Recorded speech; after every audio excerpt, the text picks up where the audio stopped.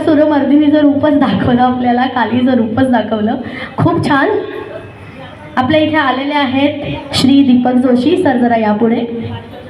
सरांची माहिती मला मिळाल्यानंतर मी म्हटलं ह्यांना पुढेच बोलवायला पाहिजे. माझ्या नवऱ्याची बायको, ठरलं तर मग फुलपाखरू, होणार सोनमी या घरची, लक्ष्मीच्या पावलांनी येड लागलं प्रेमाचं, तुझी माझी जमली जोडी, घरोघरी मातीच्या चुली, आणि एकापेक्षा एक सीझनमध्ये टॉप 7 पर्यंत यांनी बाजी मारलेली आहे.